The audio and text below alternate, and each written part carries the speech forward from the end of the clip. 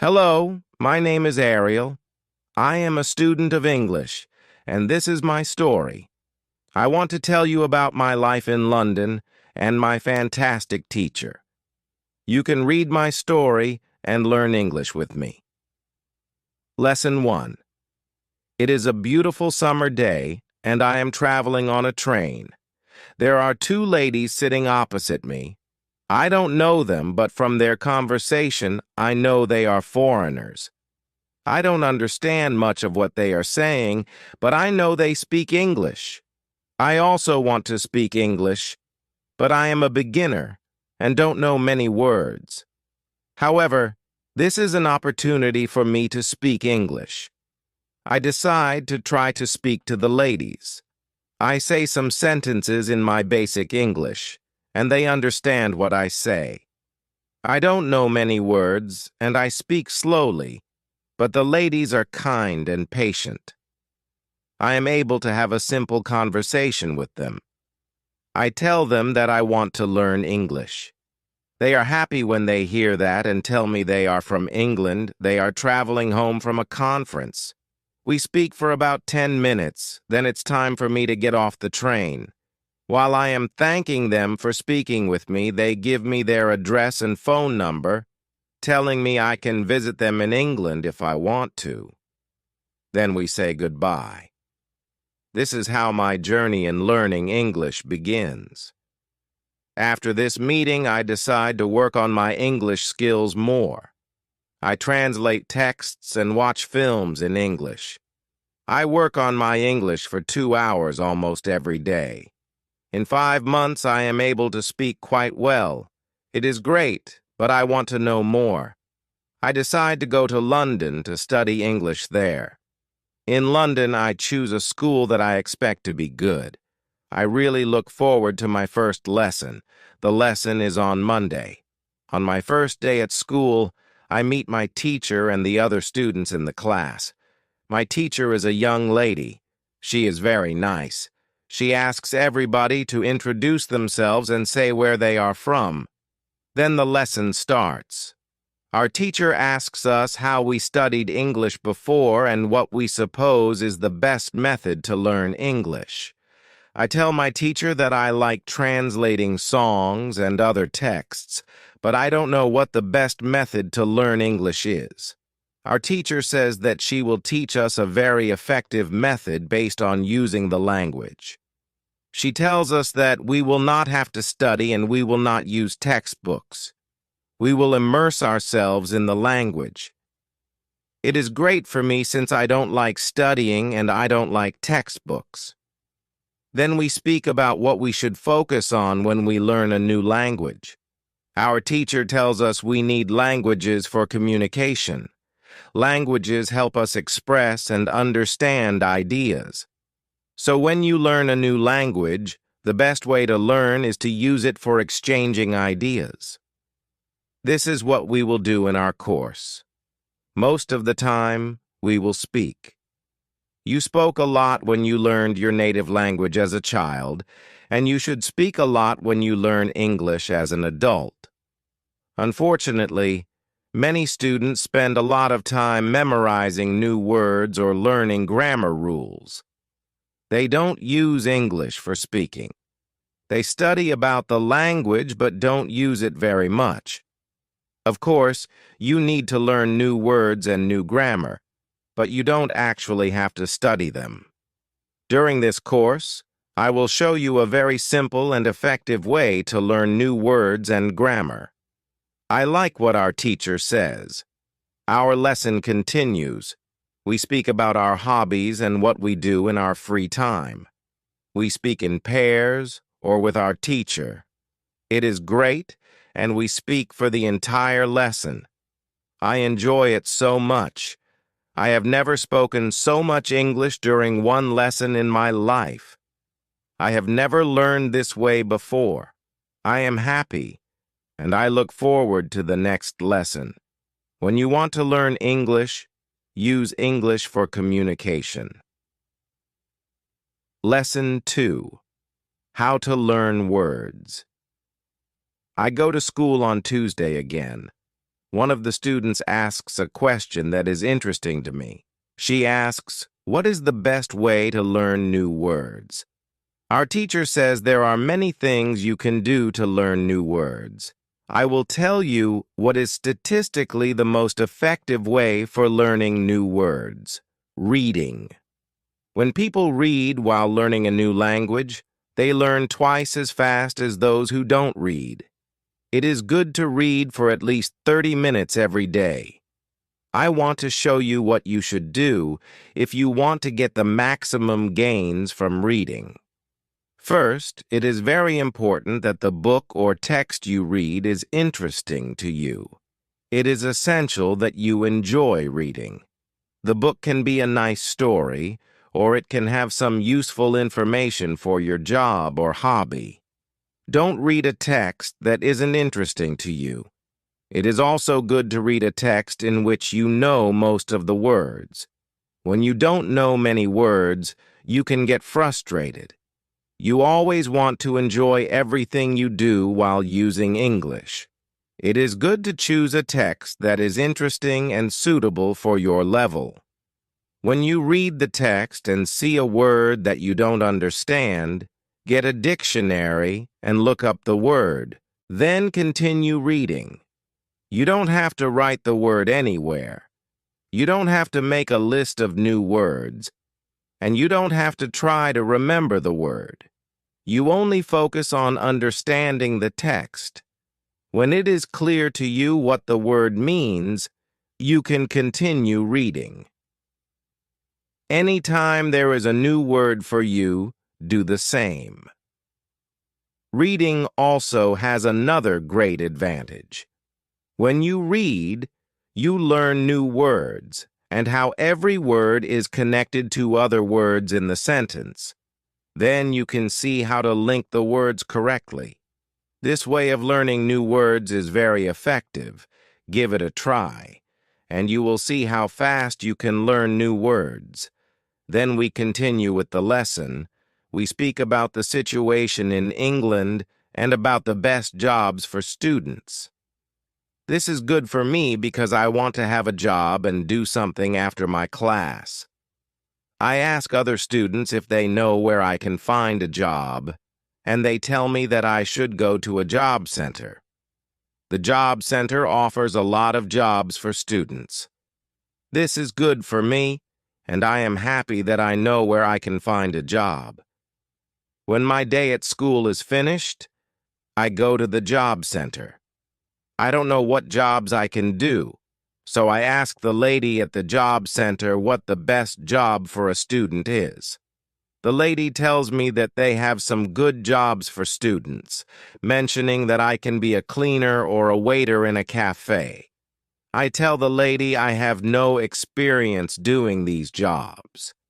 She assures me that my English is good enough to work at the cafe, that the training is not difficult, and that I will have more chances to speak English than if I were a cleaner. She tells me I can start my job on Thursday. It's all good for me. I'm happy that I have a job where I can practice English. When you want to learn new words effectively, read for 30 minutes every day. Lesson 3. How to learn pronunciation. On Wednesday, I go to school again. There is one student in the class who is quieter than the other students. He is from South Korea. When our teacher asks if we have any questions for her, this student from Korea says he has a question.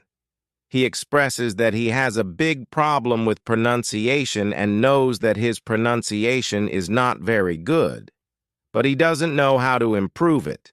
He doesn't speak much because he doesn't want others to listen to his bad pronunciation. He says that he reads and watches films in English a lot. He understands very well, but he also wants to improve his speaking. He asks if there is something he could do to improve his pronunciation. When my teacher hears this, she says, "Okay, I will tell you something about pronunciation and how to practice it. I will also teach you a great technique that can help all of you to be better at pronunciation. First, we have to look at why students have problems with pronunciation. When we speak, we have to move our mouths. We have to use the muscles in our mouths. We all do that. The problem is that when you speak English, sometimes you use your muscles the same way you would in your native language, and then your pronunciation is different from that of native speakers. This happens to many students who learn English. Almost everybody has a slightly different pronunciation than they should have. In fact, it is not a big problem, because usually people understand what you want to say, even though your pronunciation is not perfect. However, you can work on your pronunciation and make it better. There is a great technique that can help you a lot. The name of this technique is shadowing. The technique is very simple. When you do shadowing, you simply copy the sound that you hear immediately after hearing it. When children learn their first language, they learn it by copying. They copy after their parents again and again until their pronunciation is perfect. You can learn English pronunciation in the same way. Here's what you can do. Take some video or audio recordings that are not very fast and that you understand very well. You listen and copy what you hear when you hear it. That is all. Then our teacher goes to www.youtube.com and searches for the shadowing technique. She finds a good video where the shadowing technique is well demonstrated. We watch the video, then we all try to do shadowing for about 3 minutes. Then our teacher tells us that shadowing is also good when you are preparing for a presentation you have to give in English and you want to have your pronunciation as close as possible to that of native speakers. Before the presentation, you can go to a place where you are alone and do shadowing for about 10 minutes. You will see how much it will help you to have better pronunciation during the presentation. This is very interesting for me. I haven't heard about this technique before. When the lesson finishes, I go to the school reception and ask the lady if there are any sports activities at school. I would like to play some sport in England. The lady at the reception says, "Yes, we have a table tennis team and a football team. The football team has training today at 8 a.m. I am very happy because sports are very important in my life. I go to the training of the football team and meet a lot of players from different countries. The players are from Brazil, Japan, Vietnam, Spain, Argentina, and Italy. I like the training, and I am very happy that my time in England starts well. I have a great teacher, and I also have some new friends from my football team. Also, tomorrow I am starting my job. When you want to have good pronunciation, repeat after native speakers." Lesson 4. How to practice speaking. On Thursday, I go to school again. We have a new student in our class. Her name is Na, and she is from Italy.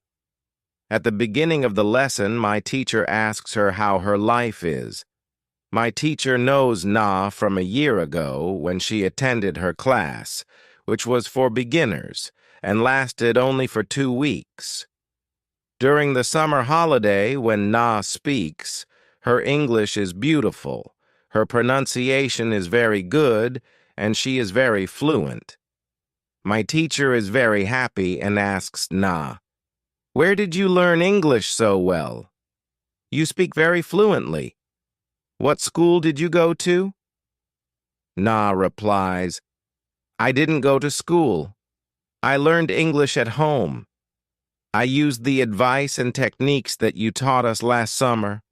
I did a lot of reading, shadowing, and thinking aloud. I tried to think more in English than in Italian. This is how I improved my English. The 2 weeks I spent last summer in your class helped me a lot. You showed me the way. I knew exactly how to work on my English every day. That's why I wanted to go to your class again, because 1 year ago I was a beginner, and now I can speak English. I want to learn from you again. My teacher is very happy when she hears these words. She thanks Na for sharing her experience. It is all very interesting for me. I already know about the importance of reading. I also know the shadowing technique, but Na also mentions thinking aloud. I don't know what it is, so I ask our teacher, "What is thinking aloud?" Our teacher says, "It is a very simple and powerful technique, but you have to have a strong motivation to learn English if you want to benefit from this technique. It is also good to know that for some people, this technique is a little bit crazy. However, when you start to think aloud, your English can improve very fast." I say, "I have a strong motivation. I don't care if the technique is crazy. If it helps, I want to learn it. Can you teach us this technique?"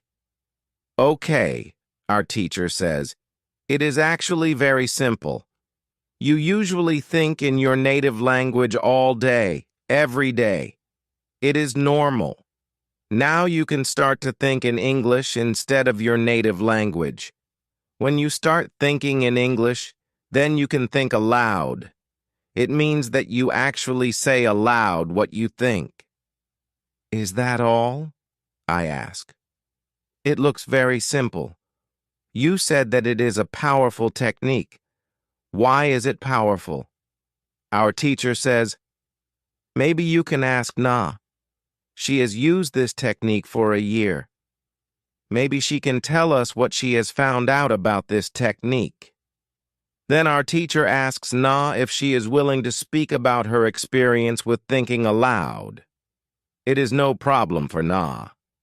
She says, "When I started with this technique, it wasn't easy. I started with very simple sentences. For example, I can speak English. It is good that I can speak English. I want to be better. I need to practice every day. I don't know many words, but I can use these words well. I can express my ideas with these words. I can do this. This is great." The sentences were really simple, and I realized that sentences that I thought in Italian were long and complicated. I wasn't able to say in English exactly what I was saying in Italian. I had to find a simpler form. Thinking in simple English was the hardest part, but after some time I got used to it. Then it was normal for me to think in English. Then something interesting happened.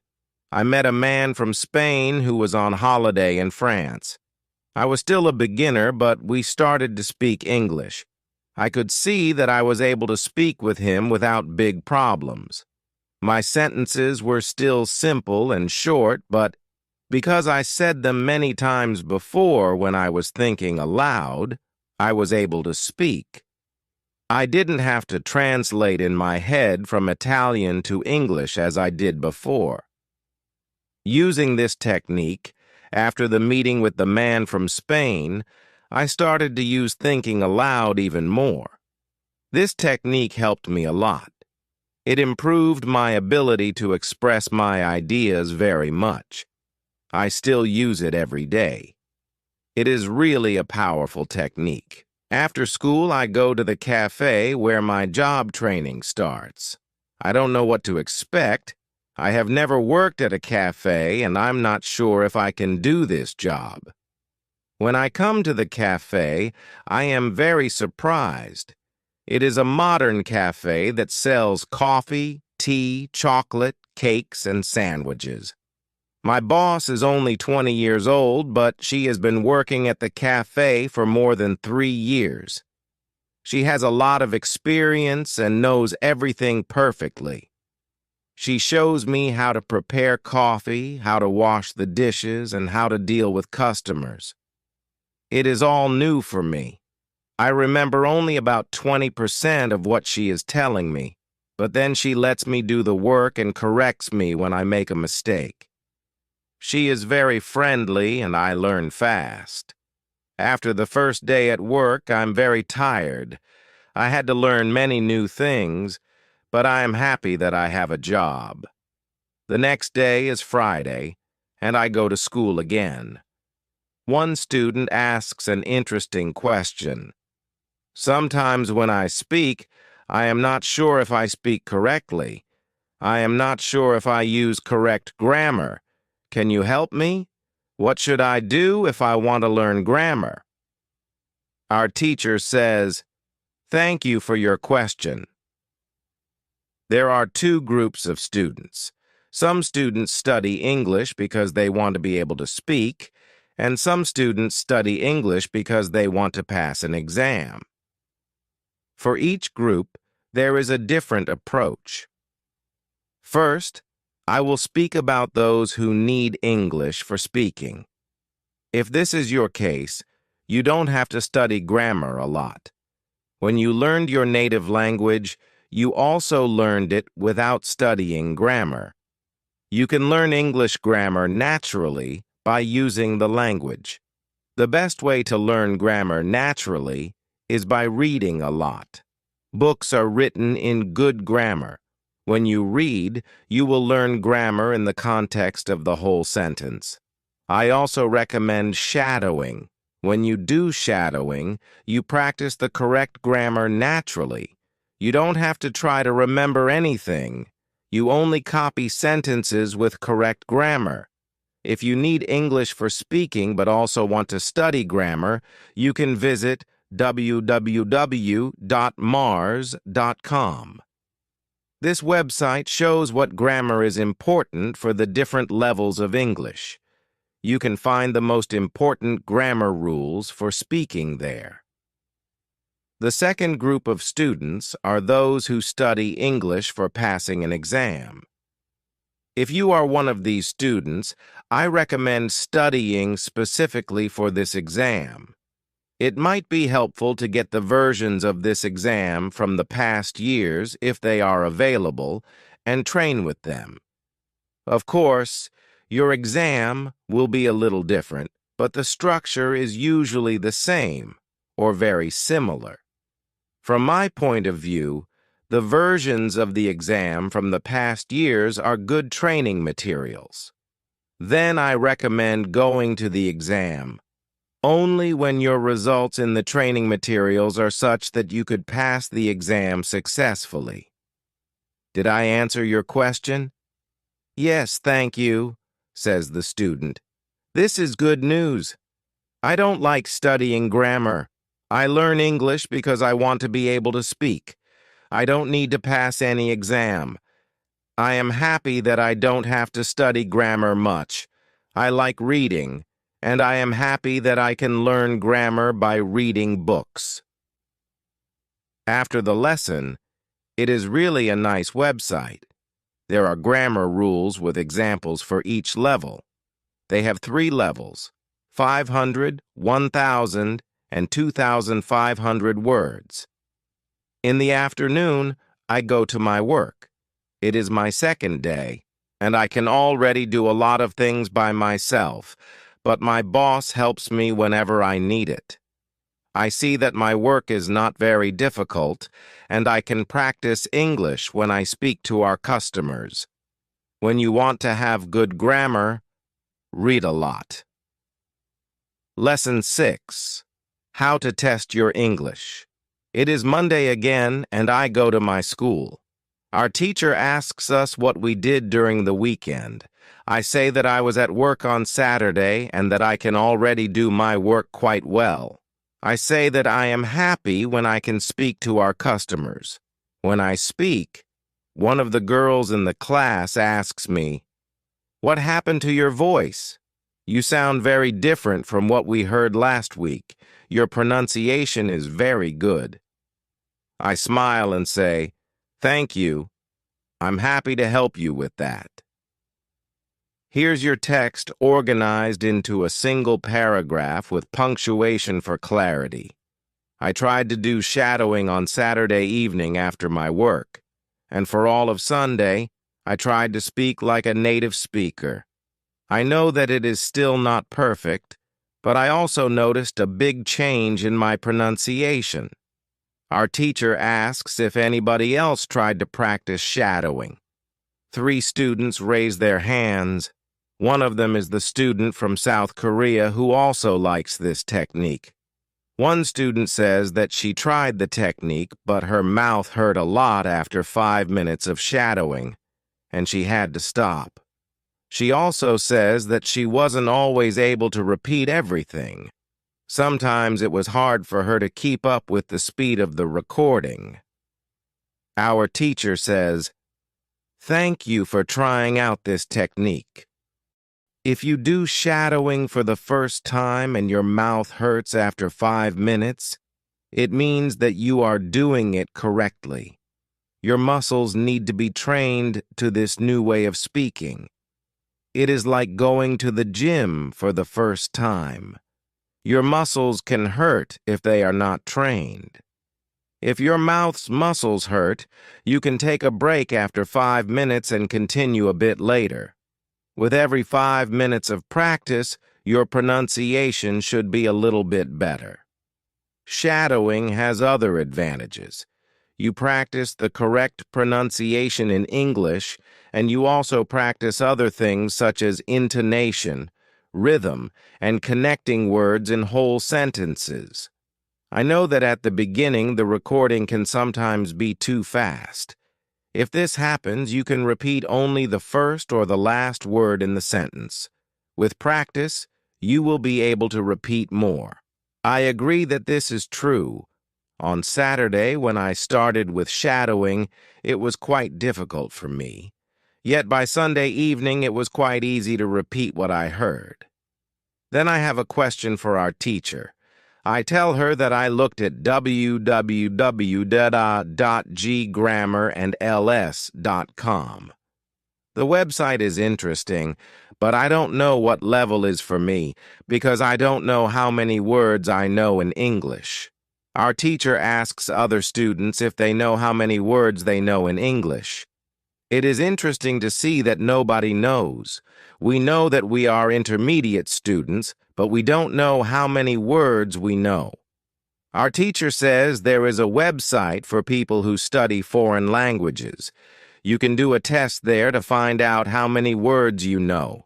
The test has only 2 steps, and it is really simple. The name of the website is wb-test-languages.com. You can do the test every month, and you can see how much you improve during that month. If you want, you can now take out your smartphones and go to that website to do the test. I want to know how many words I know. I do the test immediately and see that I know 2,300 words in English. Most of the students know between 1,500 and 2,500 words. Only Nina and the boy from Australia know 2,500 words. Our teacher says, "So you can see that when you go to wb-test-languages.com, you should already know grammar from level 1 and level 2.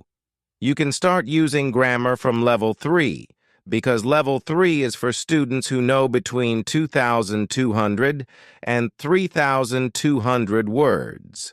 Test your progress every month." Lesson 7. How to handle mistakes. On Tuesday, I go to school again. One student asks our teacher an interesting question. She says, "I would like to practice speaking with people around me, but I'm afraid of making mistakes. I don't want to look stupid. Can you help me?" Our teacher says, "Making mistakes is a very interesting topic. There are a lot of opinions on it. I want to show you what I believe is the best approach. I have a lot of experience with this because I also learn new languages. I still continue doing it. For example, now I am learning Scottish. When I speak Scottish, I don't care if I make mistakes or not. The reason why I don't care about mistakes is simple. When I learned my native language, I didn't care about making mistakes either. So why should I care now? My main goal when I use any language is to express my ideas. That is all. I know that when I read a lot, speak, and do shadowing, my Scottish will be better and better. I know that this can sound incredibly simple, but it is my opinion. This is what I have found after many years of both teaching and learning languages. It works very well for me and many of my students. When I speak, I only concentrate on speaking. At the moment, I know 2,500 words in Scottish. It is the level of a 3-year-old child. 3-year-old children make a lot of mistakes when they speak, but they don't care about their mistakes. They continue using their native language, and when they are 4 years old, they make very few mistakes. When they are 5 years old, they already speak very well with hardly any mistakes. You should have the same attitude now. Most of you know about 2,200 words, so it is absolutely okay to make mistakes from time to time. When you continue using English, there will be fewer and fewer mistakes in your speaking. It is not possible to get better without making mistakes. When you practice English, it is okay not to be perfect. Perfection comes with practice. Anybody who started to learn English started from the beginning, from the same level, which is level 0. Learning languages is like learning to play a musical instrument. It needs to be trained. When you start your training, it is not perfect at first, and you make mistakes. It is normal. Take it as a necessary part of your learning process. If you didn't go through this period of making mistakes, you could not get to higher levels. By continuing to do what you want to learn, the mistakes are gradually being eliminated. If you want to make fewer and fewer mistakes, do a lot of reading and shadowing. When you read, you can read aloud. It can also help you make fewer mistakes in real conversations. Care only about exchanging ideas. Don't care about making mistakes. When you speak, you practice changing your thoughts into words. You don't learn grammar or words. You have other activities for that. Don't worry. Everybody who learns a foreign language makes mistakes from time to time. Even famous people, bosses of big companies, or politicians. When you listen to these people on TV, you see that they don't care about mistakes. They care about what is important, and that is expressing their ideas. You should do the same. Does it make sense? The girl says, "Yes, thank you." If you don't want to make mistakes, do a lot of reading and shadowing. Lesson 8. How to remember words. On Wednesday, I go to school again. At the beginning of the lesson, one student says, "I started to read more. I feel that it is good for me. I can see how my grammar is better, but I have a problem. When I read, I look up a new word in a dictionary, then I continue reading. Sometimes, when I see the same word again only 10 minutes later, I don't remember the word and have to look it up again. Can you help me to remember the words better?" Our teacher says that it is an interesting question and gives this explanation. It is absolutely normal that you don't remember the new word immediately. Usually, you will have to look up the word 5 times before you remember it. There will also be words that you will have to look up 12 or 15 times. These words are usually verbs. When we learn a new word, the word goes through phases. Only when you achieve the last phase do you remember the word very well. There are 5 of these phases. Let's have a look at them. The first phase is the moment when you see the word for the first time and you don't know the word. You look it up in the dictionary. The second phase is the moment when you see the word that you have already looked up in the dictionary or heard or saw in the past. You know that you saw this word before, but you still don't remember its meaning, so you look up the word again. The third phase is the moment when you see the word again and you feel what it could mean, but you are not sure. For example, you know that the word is some kind of object, or some animal, or a verb. The fourth phase is the moment when you already know what the word means when you see it, but you are not able to recall the word when you want to say it. When this phase happens, the word is in your passive vocabulary. The fifth phase is the moment when you are able to use the word when you speak. Now you can see there are 5 phases altogether. Do you understand now why it is not possible to remember a new word when you see it for the first time? You would have to jump across all the phases with the first encounter with the word. You have to see or hear every word several times and let it go through all the phases until you get to phase number 5. You can be happy not only when you learn a new word perfectly, but also when you get from one phase to the other. When it happens, you are closer to the final goal, and that is to use the word without problems in everyday communication. All of this is interesting to me. I didn't know about these phases, but it is all logical. It also happened to me that I looked up a new word in the dictionary, but 3 minutes later, I didn't know what the word was and had to look it up again. I felt stupid that I didn't remember the word. Now I know that it is absolutely okay not to remember the word forever when I see it for the first time. I need several encounters with the word before I can use it well. After school, I go to my football training. Our coach tells us that there will be a match on Saturday. The school team will play against another school team from Cambridge. Our coach tells me to come and play for the school team. I am very happy, and I am looking forward to the Saturday match.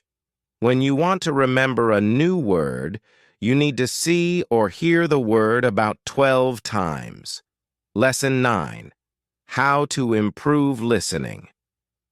The next day, I go to school again. One of the students has an important question.